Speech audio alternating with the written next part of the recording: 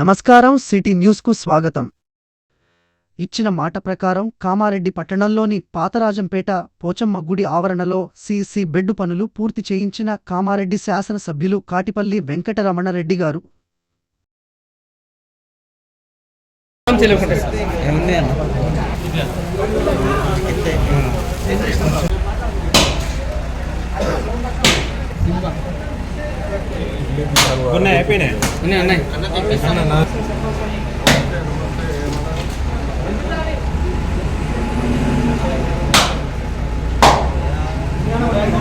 ఇట్లా మళ్ళీ పని ఉన్నది.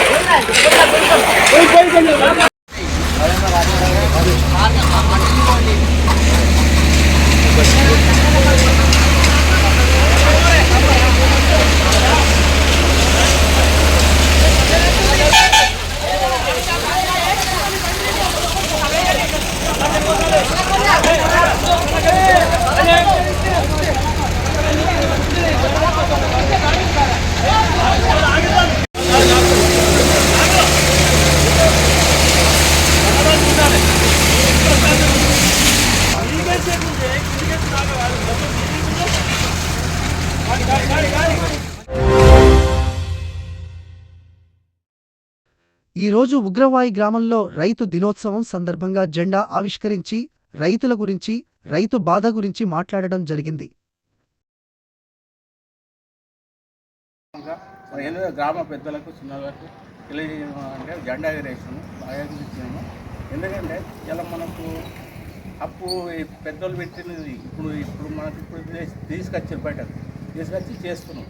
అంటే ఎందుకోసం అంటే ఇప్పుడు అది జెండా ఎగరేయడం జరిగింది. ఇప్పుడు ఎందుకంటే నిన్న ఏవో వచ్చారు మన భూముల గురించి, మనకు వడ్ల గురించి రాసుకపోయింది. అయితే రైతు బంధువుకు దానికి సంబంధం లేదు, దానికి మన వడ్ల కొనుగోలు గురించి. దానికి ఎందుకంటే ఇప్పుడు మనకు అందరికీ నమస్కారం. ముఖ్యంగా దేశంలో ఉన్నారు ప్రతి ఒక్క గ్రామంలో ఉన్న రైతులకు, రైతు సోదరులకు అందరికీ పాదాభివందనాలు. ఎందుకంటే రైతే రాజు అని చెప్పేసి ఒక పేరుకు మాత్రమే చెప్పేసి అంటారు కానీ ప్రభుత్వాలు, కానీ రైతు రాజు ఎప్పుడైతే దాన్ని అంటారో ప్రభుత్వము రైతు గురించి గుర్తించినప్పుడు, ఇప్పుడు రైతు పండిస్తేనే ప్రతి ఒక్కళ్ళు 4-5 వేలు మన నోట్లకు వెళ్తూ ఉంటాయి.